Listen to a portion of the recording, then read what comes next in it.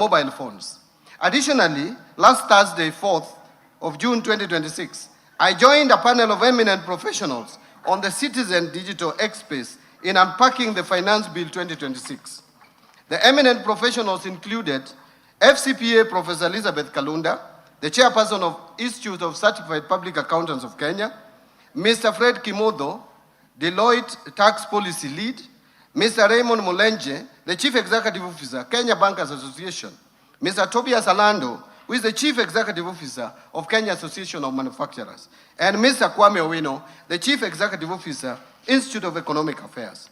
A total of 15,847 Kenyans tuned in, while live listeners topped 14,249. Mr. Speaker, the message from Kenyans across the country, from our rural villages to our bustling towns and cities, the ordinary Mwananchi is clear and consistent in their messaging. They have genuine expectations from the government. Kenyans want an economy that works for them, an economy where the cost of living is manageable, where opportunities for employment and businesses are expanding, and where the benefits of economic growth are shared widely across society. Mr. Speaker, Wananchi want to see a government that listens to their concerns and responds with policies that promote opportunity, fairness, and prosperity. They want to see a government that protects their livelihoods, a government that supports farmers and small businesses, empowers the youth and women, and ensures that public resources are used prudently and transparently. Above all, the people of Kenya want assurance that their hard-earned taxes will translate into tangible improvements in their daily lives.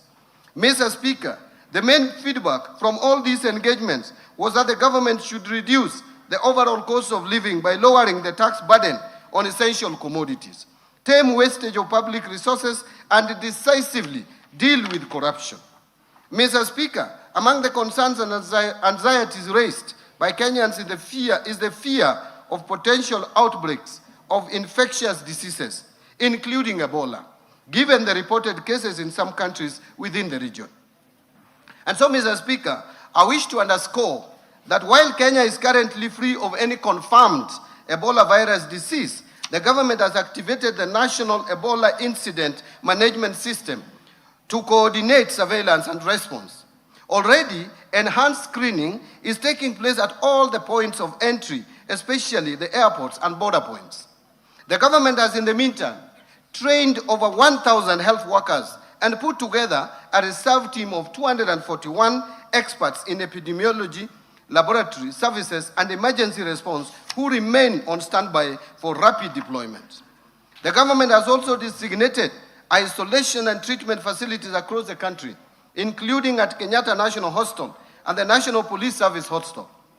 The Ministry of Health is working closely with regional and international partners, including the World Health Organization, Africa CDC, IGAD, and the East African Community on this matter. Mr. Speaker, these efforts are further supported by our development partners. Already, the government of the United States of America has committed approximately US $13.5 million towards health security interventions, including disease surveillance and emergency preparedness. In addition, the World Bank has mobilized resources under the Regional Recovery and Resilience Operation program, which will support, among others, interventions in strengthening the health systems. Mr. Speaker, these resources, complemented by domestic budgetary allocations, will significantly enhance Kenyans' capability and capacity to prevent, detect, and respond to Ebola and other epidemic-prone diseases while safeguarding livelihoods and maintaining economic stability. Mr. Speaker and honorable members, this demonstrates that this government is listening and responding to the concerns of citizens. On other concerns Kenyans raised with me during the public engagements I highlighted above, I will be elaborating on intervention that the government is putting in place to cushion Kenyans and improve their livelihoods. Mr. Speaker, the budget for financial year 2026-2027 will prioritize various interventions under the bottom-up economic transformation agenda that promote private sector-led growth, expand employment opportunities, and enhance delivery of public services while preserving fiscal sustainability and building resilience against emerging economic challenges. Mr. Speaker, this budget is being presented at a time of heightened global uncertainty arising from the ongoing conflict in the Middle East. The conflict has disrupted global commodity markets and supply chains, weakened investor confidence, and tightened financial conditions. These developments have heightened risks to growth and inflation, increased pressure on public finances, and created uncertainty in global markets. For a developing economy such as Kenya, the impact is being felt through higher pump prices following a steep increase in global oil prices from an average of US $63.06 per barrel in February 2026 to US $94.4 per barrel by end of May 2026.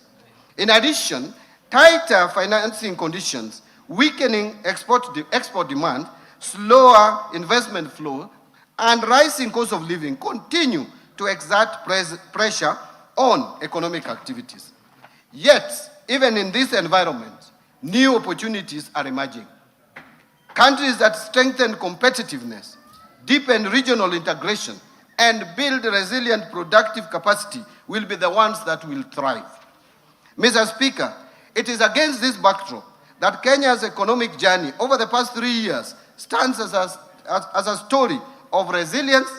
Difficult but necessary choices were made, delivering a steady recovery. Faced with significant domestic and external pressures and shocks, the government took difficult but necessary decisions to restore macroeconomic stability, strengthen public finances, and lay a firm foundation for sustainable growth. Mr. Speaker and honorable members, the hard decisions are bearing fruits. Under the bottom-up economic transformation agenda, we have recorded clear gains. First, the Kenyan economy has remained resilient and registered an average rate of 5% in the period of 2022 to 2025, outperforming the average global growth rate of 3.4% and that of sub-Saharan Africa of 4.1%. Importantly, macroeconomic stability has been preserved. Confidence in our economy has actually strengthened, and the foundation for sustained growth are now firmly in place. Macroeconomic fundamentals such as inflation and exchange rate have strongly rebounded and are projected to remain stable. Interest rates have declined, supporting growth in private sector credit from the banking industry. We have also accumulated the highest levels of official foreign exchange reserves of US $13.2 billion, which is equivalent to 5.6 months of import cover by May 2026, providing adequate cover and a buffer against short-term domestic and external shocks. Mr. Speaker, let me mention some of the key achievements.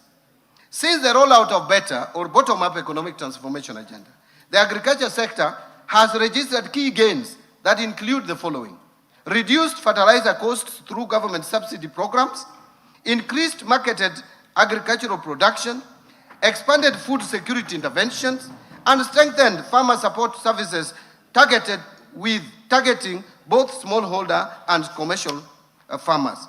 Specifically, fertilizer disbursements under the fertilizer subsidy program have increased substantially to 21.3 million bags in 2025 from, listen to this, 1.4 million bags disbursed in 2022. While the cost of a 50-kilogram bag of fertilizer declined from 7,500 shillings per bag to 2,500 shillings per bag. As a result of this, farmers realized estimated savings of approximately 105 billion shillings over a 2-year period, enabling increased investment in production. Agricultural production has increased significantly between 2022 and 2025. For example, maize production almost doubling to 67 million bags in 2025 from 34 million bags in 2022. While maize imports have declined substantially to 3.3 million bags from 9.9 million bags over the same period, reflecting improved domestic efficiency. The increased production contributed to a decline of retail prices of a 2-kilogram packet of maize flour from an average of 250 shillings to an average of 165 shillings over the same period. Paddy rice production also increased significantly to 303,724 metric tons in 2025 from 192,299 metric tons in 2022. To support expanded cultivation, the area under rice production in public irrigation schemes increased from 48,324 acres to 71,624 acres. Potato production increased to 2.5 million tons in 2025 from 1.8 million tons in 2022.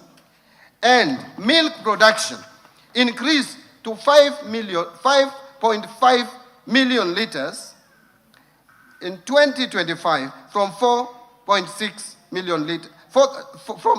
Let me repeat that. Production of milk has increased from 5.5 billion liters in 2025 from 4.6 billion liters in 2022. The increased production has improved food security, reduced dependence on food imports, and contributed to more stable food prices and higher farmer incomes. Mr. Speaker and honorable members, farmers across the other sector, various value chains, have enhanced production and benefited from higher earnings. Tea production has grown to 550.4 million kilograms in 2025 from 535 million kilograms in 2022, while tea export earnings rose significantly to Kenya shillings 187 billion from Kenya shillings 163 billion over the same period.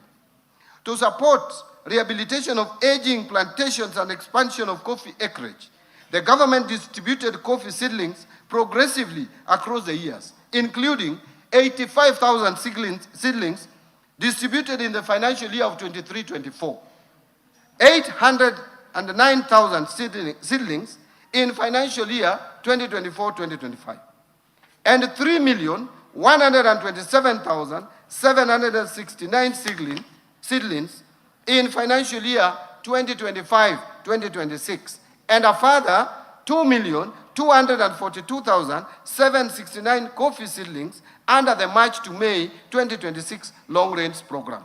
As a result of these interventions, the area under coffee has increased from 115,500 hectares in 2025 from 109,385 hectares in 2022.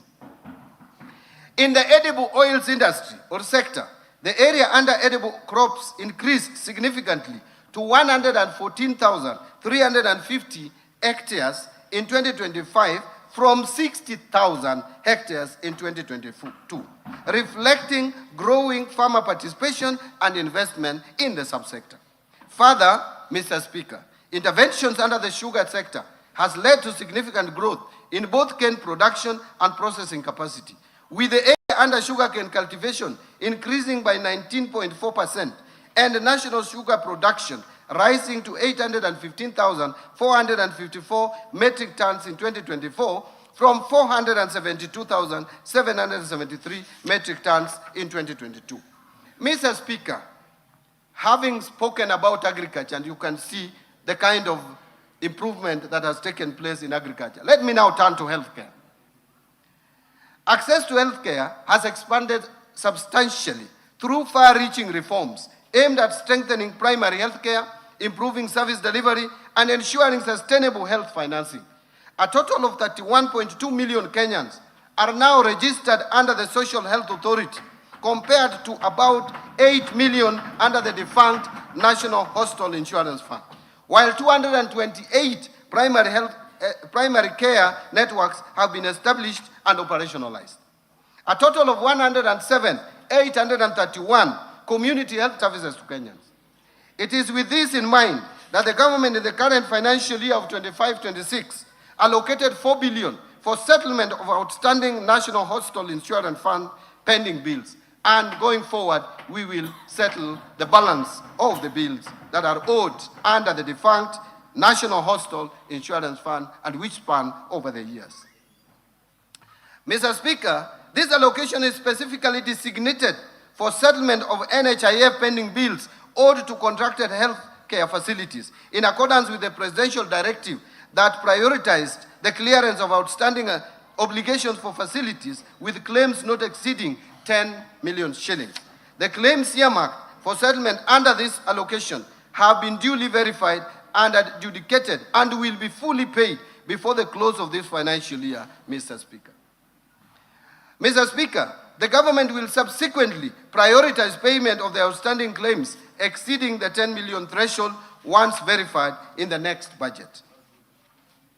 Mr. Speaker, the government has accelerated implementation of the Affordable Housing Program to address Kenya's housing deficit, create jobs, stimulate local manufacturing, support MSMEs, strengthen county economies, and improve the quality of life for millions of Kenyans.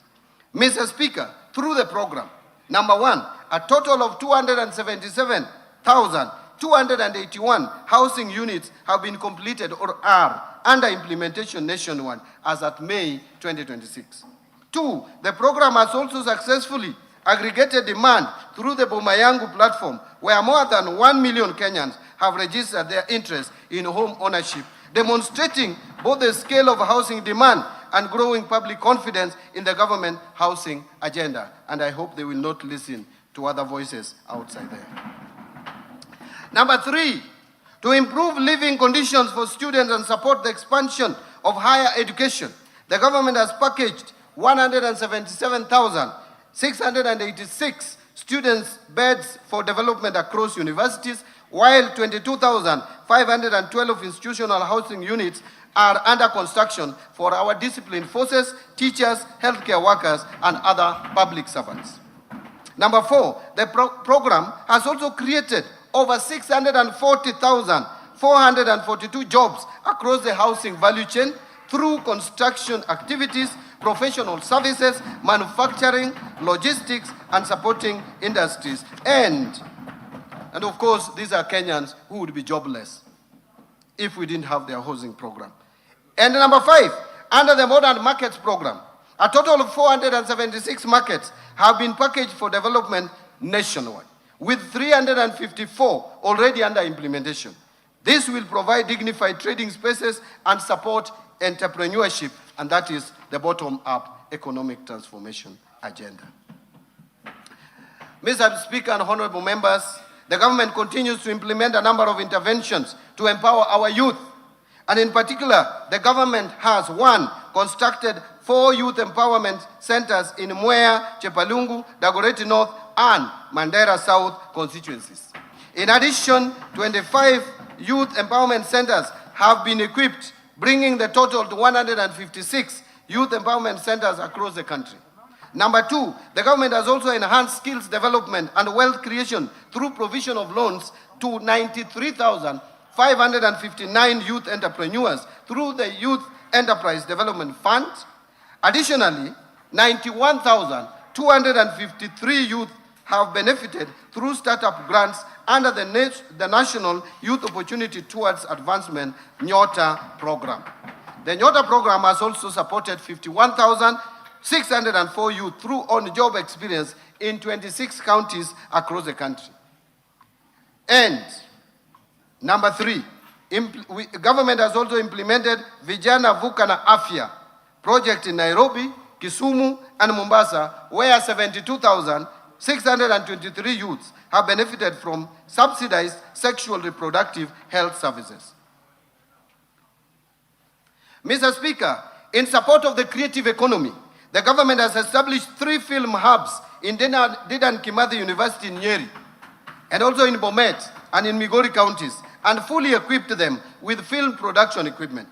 Additionally, a cinema theater has been established at Dedan Kimathi University of Technology with a capacity of 150 audiences. Further, to reach more youth, particularly in rural areas, a cinema Mashinani program has been rolled out. The government has also facilitated the production of 1,745 local and foreign films in Kenya and trained 1,847 filmmakers. Mr. Speaker, to further empower the youth, the government, in partnership with the United Nations Development Programme, has developed the NextGen.ke initiative that will provide recently graduated youth with paid internship opportunities in the private sector, enabling them to acquire practical workplace experience and market-relevant skills. Holders to join this national effort, acknowledging that the task of creating opportunities for Kenya's youth extends beyond the capacity of government alone and requires a broad-based partnership for sustainable impact. Honorable members and Mr. Speaker and honorable members, to support MSMEs, the government has moved deliberately to put affordable credit, markets and shared infrastructure directly into the hands of the enterprises and the young people at the base of the economy. To expand access to affordable credit, the government set up the Hustler Fund in 2022. Since then, the fund has actually disbursed 87 billion Kenya shillings to 28 million accounts and given 4.5 million people previously unscored or blacklisted Kenyans a formal credit history for the first time.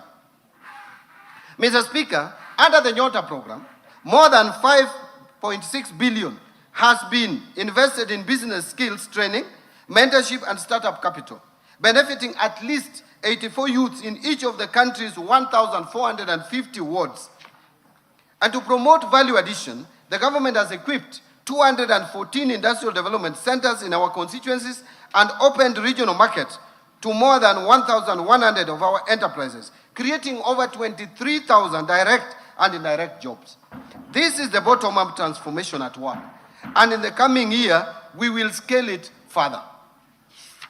Mr. Speaker, the sustained investment by the government since 2022 has improved infrastructure development, thereby enhancing connectivity, boosting manufacturing, facilitating trade, and enhancing access to markets and essential services.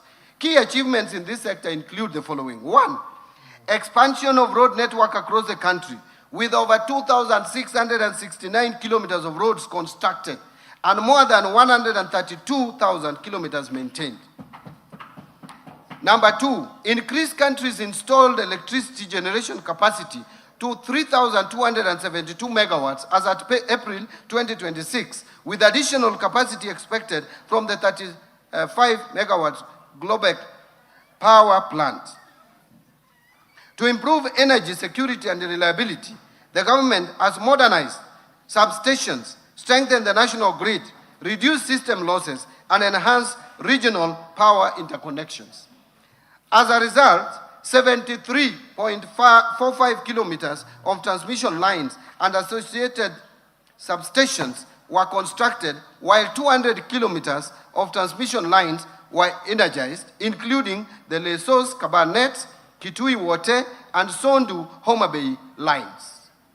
In addition, 330 kilometers of distribution lines and 7 associated substations were also completed.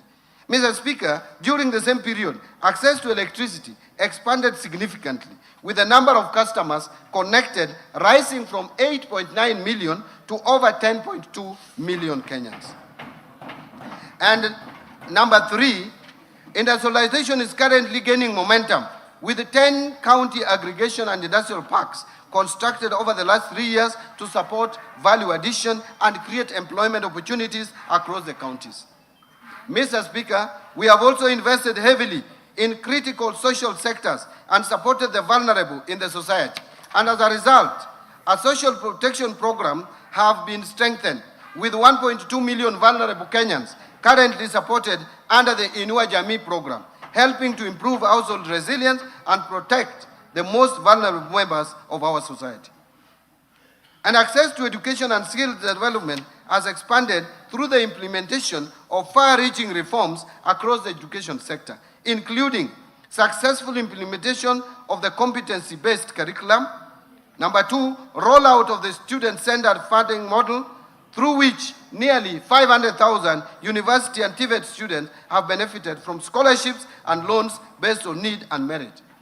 Number 3, recruitment of 100,000 teachers to strengthen teaching capacity and improve learner outcomes, a record in the history of any government in this country. Number 4, timely and consistent release, and I want to repeat, timely and consistent release of capitation funds to support learning in basic institutions. Number 5, construction of over 23,000 classrooms and commencement of 1,600 laboratories in partnership with the National Government Constituency Development Fund, which continues to do a good job and deliver services to this country. Revitalization of technical and vocational education and training, with enrollment increasing from 562,499 trainees in 2022 to currently 825,484 trainees in 2025. Mr. Speaker, access to clean and safe water has improved, with an additional 6 million Kenyans gaining access to water services through investment in key projects, thus enhancing public health and supporting economic activity. This comes as no surprise, considering that Kenya is a leader in designing innovative, paradigm-shifting, locally led climate action. Take the FLOCA program, for example. It has broken the barrier in financing locally prioritized and locally led resilience investments in 1,380 wards across 45 counties, benefiting more than 2.5 million beneficiaries. Mr. Speaker, key among the FLOCA gold standard investments are the 58-kilometer rehabilitation of the Colonial Yatta Canal in Machakos County, a reverse osmosis water treatment facility in Makueni, and the Kolanya water project in Busia County. As a matter of fact, Kenya is the leading beneficiary of the Green Climate Fund, with a total of 37 projects approved and with a portfolio of more than $1 billion, a remarkable achievement that led Kenya's identification as the host of Green Climate Finance Africa Region Office. Mr. Speaker, the government has made strides in the blue economy. Gains made under it includes fish landing sites. 5 coastal counties have modern landing sites under development. Mwape in Kwale, Kenya shillings 255 million. Kidongo in Mombasa, 175 million shillings. Kilifi Central, 275 million. Kipini in Tana River, 151 million. Mokowe in Lamu, 239 million. Each of the sites includes ice and cold storage facilities, boat docking areas, processing points, ablution blocks, market stalls, and waste management system, supporting fish preservation, trade, and employment. These projects are scheduled for completion by June 2026. Also included in these gains is the lake site. There are 4 fish landing sites, 9 sites along Lake Victoria, including Asat, Ogal, Bumbe, Wichloom, Asembo Bay, Wakula, Mainuga, Nyandiwa, and Gorkachola at 1.49 billion by end of June 2026.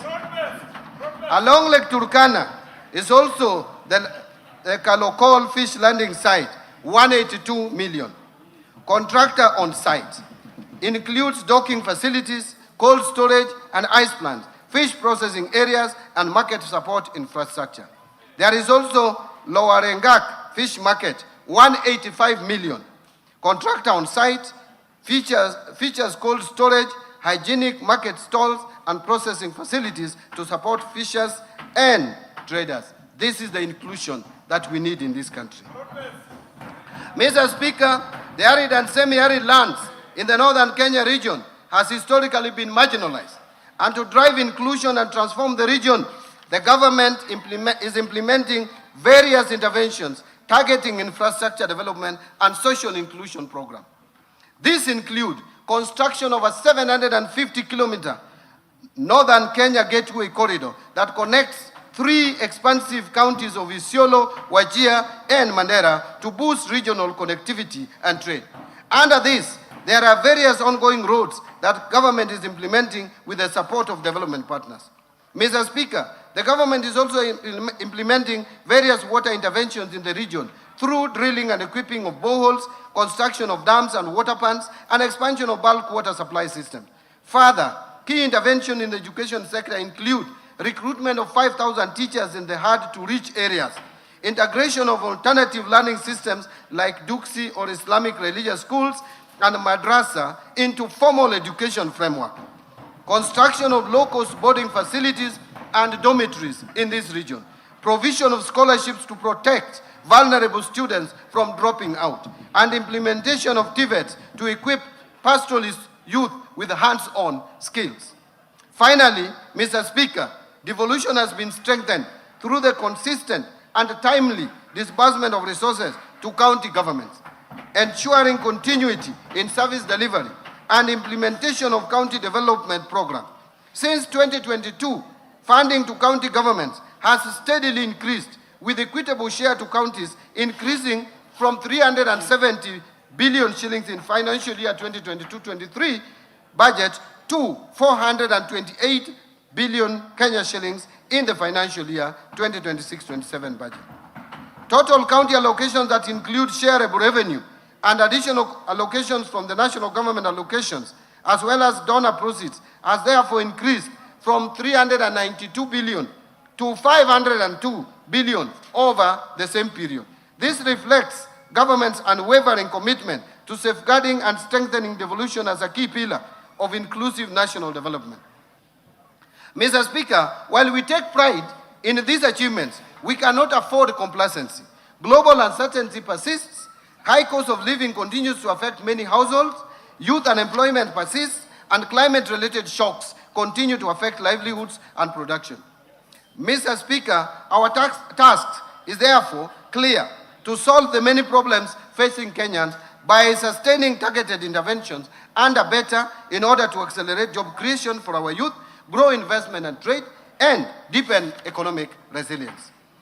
Accordingly, Mr. Speaker, we chose the theme of the financial year 2026-27 budget as sustaining the bottom-up economic transformation agenda for resilient and inclusive growth amid global uncertainty. This theme aligns with the current challenges and priorities of the government. And Mr. Speaker, as we move forward in implementing the government's transformation agenda, we remain mindful of all the concerns raised by Kenyans on the prevailing fiscal environment and the need for continued prudence in the management of public resources. The current fiscal position that is characterized by narrowing fiscal space calls for careful prioritization and disciplined execution of government programs. Mr. Speaker, let me speak plainly about the fiscal reality we face. Kenya's infrastructure financing deficit stands at approximately $5 billion every year. That's about 650 billion Kenya shillings. Our development budget, while growing, cannot close that gap alone. The era of financing every road, every power line, and every dam through government borrowing and taxation is over. Not because we lack ambitions, but because we have learned from the consequences of that model. Debt finance infrastructure has left us with more debt service obligations that crowd out the very spending our people need most on health, education, and social protection. So, Mr. Speaker, we are going to build better. We are shifting from a model where government borrows to build to enhanced use of the public-private partnership and the recently established National Infrastructure Fund in funding priority infrastructure through private sector finances. That is the foundation on which this government's infrastructure program rests. Mr. Speaker, the Rironi-Nakuru-Mau Summit Expressway stands as proof. Construction of the expressway is now underway, and Kenyans will be driving on a modern 4 to 6 lane expressway once completed. Thank you. What makes this project truly historic is not the speed of delivery, it is how it was financed. Through the participation of the National Social Security Fund, both as a debt and equity investor, alongside international investors, a major national highway is being built with Kenyan capital by Kenyan workers and for the Kenyan people. Mr. Speaker, beyond the Rironi-Nakuru-Mau Summit project, the government will continue executing an ambitious infrastructure development plan through the National Infrastructure Fund. The fund will leverage on resources from privatization proceeds from mature national assets to attract private capital, domestic pension funds, and climate finance. Mr. Speaker, the rest of my statement now will present the economic context underpinning this budget, followed by the policy priorities, fiscal framework, expenditure proposals, and taxation measures for the financial year 2026-2027. I now turn to economic policy context, and I want to speak about the global context. Mr. Speaker, this budget, as I said earlier, has been prepared amidst heightened uncertainties associated with ongoing conflict in the Middle East. The conflict has disrupted critical energy infrastructure and major shipping routes, including the Strait of Hormuz, thereby exerting upward pressure on prices of energy and food. Mr. Speaker, against this backdrop, global growth is therefore projected to slow down to 3.1% in 2026 and 3.2% in 2027, from the average of 3.4% in both 2024 and 2025. Domestic economy. Back home, Mr. Speaker, notwithstanding the challenging global environment, the Kenyan economy has remained largely resilient, and the economy grew at an average of 5% in the period 2022 to 2025, outperforming the average global growth of 3.4% and that of sub-Saharan Africa of 4.1%. This performance reflects sound macroeconomic policy management, particularly prudent monetary and sound fiscal policies, sustained structural reforms, and the increasing diversification of the economy, which has enhanced its capacity to withstand severe shocks. Mr. Speaker, in 2025, the economy grew by 4.6% compared to a growth rate of 4.7% in 2024. This growth was supported by positive growth in all the sectors. All the sectors of the economy at least registered positive growth. The outlook for 2026 has been revised downwards, however, to 5% from the earlier projection of 5.3%, reflecting the adverse impact of the ongoing conflict in the Middle East to domestic economic activities. The economy is projected to maintain the momentum in 2027 with a projected growth rate of 5.2%. So, Mr. Speaker, macroeconomic indicators remain broadly stable through the emerging external pressures, though the emerging external pressures continue to impact domestic prices. And in particular, overall inflation increased to 6.7% in May 2026 from 5.6% in April and from 3.8% in May 2025 due to higher energy prices arising from the elevated global oil prices, but remained within the target range of plus or minus 2.5% over and above 5%. Inflation is expected to remain within the target range in the near term, assuming a de-escalation of the conflict in the Middle East and supported by appropriate monetary policy actions and government interventions. Expected stability in food prices due to favorable weather conditions and the stability in the exchange rate. Mr. Speaker, in April 2026, the government has deployed targeted stabilization measures to cushion consumers from the full impact of rising global fuel prices. These interventions include use of resources in the Petroleum Development Levy Fund to subsidize the fuel pump prices. And in addition, the government lowered the VAT rate on petroleum products for 3 months from 16% to 8%. Mr. Speaker, monetary conditions have eased considerably. This follows reduction in the central bank rate from 11.25% in December 2024 to the current rate of 8.7%. And I'm happy the CBK maintained the same rate for the time being. As a result, interest rates have declined over the same period. The 91-day Treasury bill rate declined about 8.3% in May 2026 from 10.3% in December 2024. Similarly, average commercial banks lending rates declined to 14.5% in May 2026 from 16.9% in May 2025 and 17.2% in November 2024. Reflecting the decline in the lending rates, credit to the private sector expanded by 9.3% in the year to May 2026 from 2% in the year to May 2025 and a contraction of 1.4% in December 2024. The external sector remains resilient despite emerging risks. The current account deficit is projected at 3% of GDP in 2026 compared to 2.1% of GDP in 2025, reflecting the higher international oil prices, lower receipts from services, slower growth in remittance inflows, and reduced exports. This is due to the adverse impact of the ongoing conflict in the Middle East. At the same time, official foreign exchange reserves remains adequate, as I mentioned, at USD 30. And activities in Nairobi Securities Exchange have improved over the past 1 year. The Nairobi Securities Exchange 20-share index rose by 59.9% to 3,491 points in May 2026, up from 2,183 points in May 2025, while market capitalization expanded by 61.6% to 3,412 billion from Kenya shillings 2.11 billion over the same period, trillion over the same period.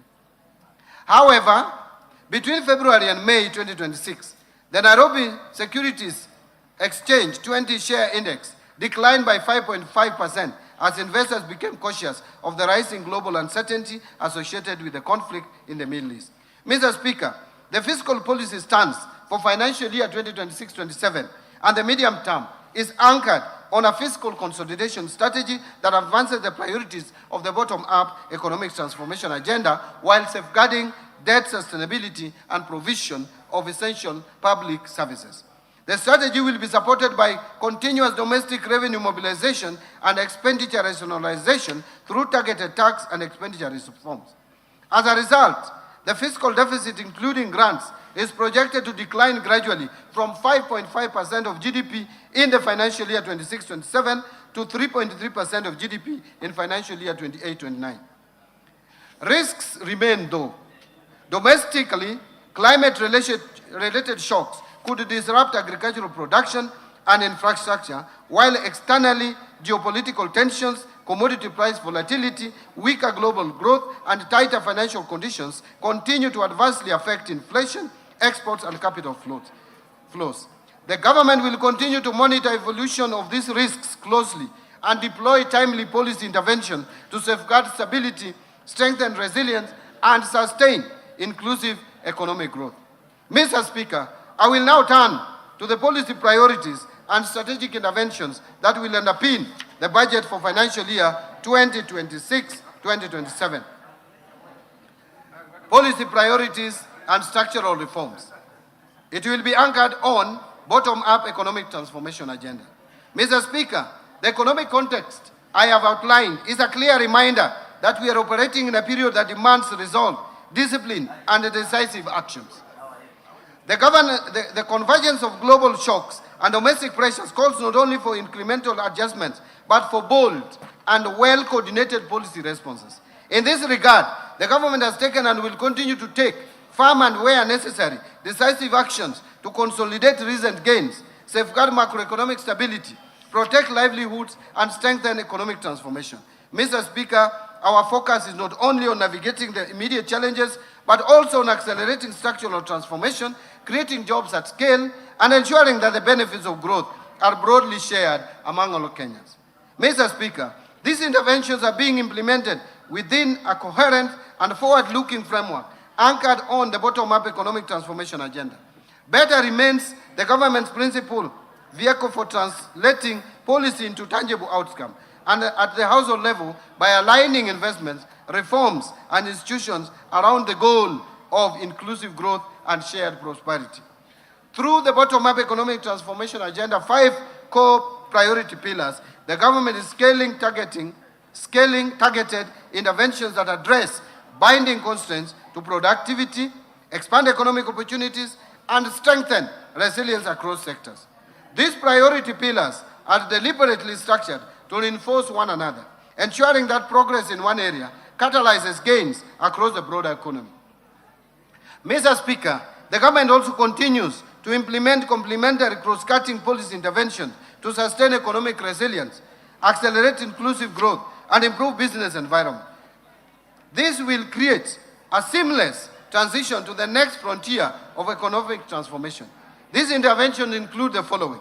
1, strengthening fiscal and monetary policy coordination to safeguard economic stability and reinforce investor confidence. 2, enhancing fiscal sustainability by expanding domestic revenue mobilization and improving efficiency of public expenditure. 3, modernization of strategic infrastructure in transport and logistics, energy and water sector to improve productivity, connect markets, lower the cost of doing business, and enhance competitiveness.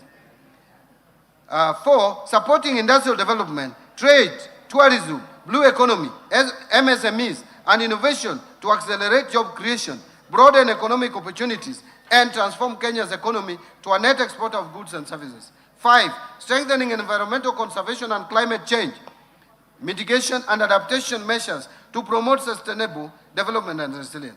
And 6, supporting human capital development through continued investment in quality education, universal health care, and well-targeted social protection interventions. 7, advancing youth empowerment through targeted investment in skills development, entrepreneurship, digital opportunities, and access to affordable financing.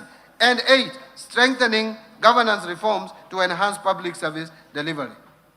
Now I want to talk about evidence-based decision-making. Mr. Speaker, as we implement this budget, the government reaffirms its commitment to strengthening economic planning and development as the foundation of sustainable growth, prudent resource allocation, and improved service delivery to our citizens. In the coming financial year, we will intensify efforts to institutionalize evidence-based planning and decision-making across all levels of government. This approach will ensure that public resources are directed to interventions that deliver the highest economic and social returns, aligning with the national development priorities. To achieve this, the government will accelerate the finalization and implementation of a comprehensive economic planning policy and an economic planning bill. These two instruments will create a coherent, transparent mechanism for identifying, prioritizing, and sequencing government policies, programs, and projects based on rigorous economic analysis, affordability, and measurable impact. Mr. Speaker, we will also continue to invest in national statistical system, policy research, data analytics, and monitoring and evaluation to provide timely, reliable evidence for decision making. Integrated planning and data management system will be rolled out to improve coordination among ministries, departments, agencies, and even county governments. Mr. Speaker, through these measures, we will foster a culture of evidence-based policy making, strengthen public accountability, and ensure that every shilling spent delivers maximum value to the people of Kenya. On the policy and legal and institutional reforms front, Mr. Speaker, to strengthen economic stability, the government continues to roll out targeted structural, institutional, and regulatory reforms to improve the business environment, boost public services efficiency, and reinforce accountability in public finances. In building resilience against climate change, Mr. Speaker, the government has continued to make concerted efforts to strengthen disaster risk management. The recently enacted National Disaster Risk Management Bill, which is now an act of parliament, and I thank this National Assembly, provides a legal framework for coordination of disaster risk management activities across the two levels of government, supporting prompt responses when disasters occur. Mr. Speaker, to further strengthen the country's preparedness and response to climate-related risk, the National Treasury is spearheading the development of a new disaster risk financing strategy for the period 2026-2030, since the earlier strategy for the year 2018-2022 came to an end. Mr. Speaker, and in response to changes in climate, the government will continue to implement the Financing Locally Led Climate Action Program, a transformative initiative that has unlocked green investments at the county level, empowering local communities to adapt to impacts of climate change. Mr. Speaker, to finance large-scale climate and environmental projects, the government will establish the Kenya Green Investment Facility in line with the Kenya's commitments under the nationally determined contributions to the Paris Agreement. To further scale green financing, the government is finalizing the framework for issuance of sustainability-linked bonds with targets in forestry and rural electrification expansion. Mr. Speaker, Kenya secured the hosting rights for the Green Climate Fund Regional Office for East and Southern Africa in Nairobi, reinforcing the country's position as a regional green finance hub. Further, the National Treasury is at an advanced stage of accreditation as a direct access entity to the Green Climate Fund, enabling the country the country increase public sector-driven climate investments and opportunities. Mr. Speaker, the government will host the African Green Investment Forum in October 2026. And this forum will serve as a flagship continental initiative designed to mobilize substantial green finance, accelerate sustainable investments, and advance Africa's leadership in this domain. On public procurement reforms, Mr. Speaker, to operationalize procurement reforms and eliminate manual inefficiencies, the government officially launched the rollout of an end-to-end e-government procurement system in July 2025. The system has now shifted procurement processes from fragmented and manual processes to a fully digitized procurement platform. The platform has been integrated with core government systems, including IFMIS, Business Registration Services, and ITAX, with initial onboarding prioritizing national government ministries, departments, and agencies. State corporations and county governments will then follow. Significant progress has been made, and to date, 1,543 procuring entities have been registered, over 40,000 suppliers registered, over 22,000 staff trained, over 12,000 suppliers or contractors have also been trained. 652 annual procurement plans have been published and over 8,000 tenders published. Mr. Speaker, going forward, the next steps will include full rollout of the system to all schools and other procuring entities that are yet to onboard to the EGP system. Continuous user training and change management to improve adoption and system utilization will be conducted. Further, Mr. Speaker, beginning July 1st, 2026, there will be no exemption. There will be no exemption to procure outside the system. Together, these measures will ensure that every shilling allocated through this budget delivers maximum value to Kenyans. Mr. Speaker, during the implementation of the EGP system, we have experienced challenges which have hindered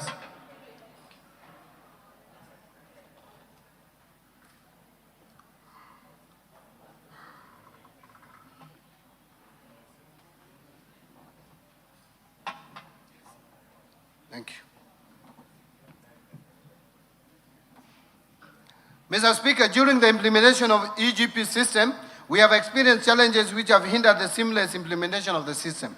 Some of these challenges include resistance from users and litigation in the courts. Mr. Speaker, to further strengthen our procurement framework, the government developed the Public Procurement and Asset Disposal Bill, Amendment Bill 2026, among the key reform areas in the bill, which include mandatory disclosure and reporting requirements, promotion of local content, and preference and reservation schemes, especially for youth, women, and persons with disabilities, and provision of a stronger legal basis for electronic procurement and framework contracting. Mr. Speaker, I submitted this bill of 2026 to Parliament for consideration and approval. I urge the House to favorably consider the bill. I want to now speak about the reforms under the state corporations. Mr. Speaker, state corporations remain a cornerstone of Kenya's development architecture, delivering essential public services and catalyzing strategic investments. Mr. Speaker, I mentioned in my statement last year that the government embarked on a comprehensive reforms which target to streamline mandates, strengthen governance, enhance accountability, and improve operational efficiency of state-owned enterprises. Mr. Speaker, the implementation of the reforms is ongoing through a multi-agency technical working committee.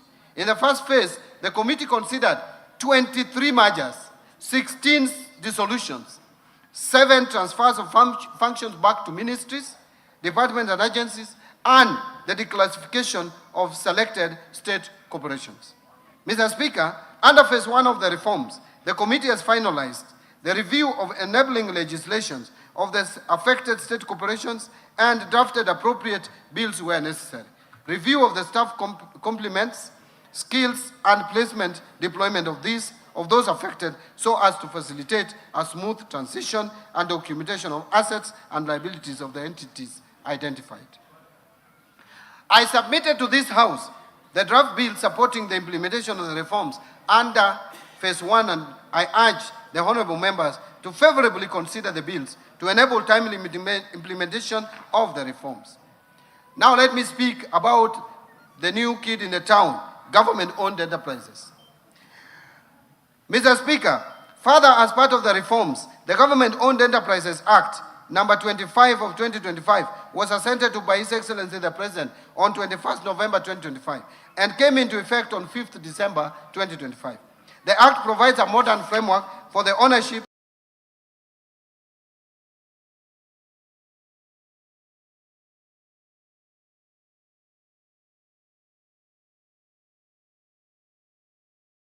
oversight and management of commercial state corporations. Under the Act, the Independent Search and Selection Panel has begun the process of recruiting independent directors of the Board of GOEs. All the government-owned enterprises are required to operate as commercial entities, that is for profit, be self-financed, self-sustaining, independent directors of the Board of GOEs.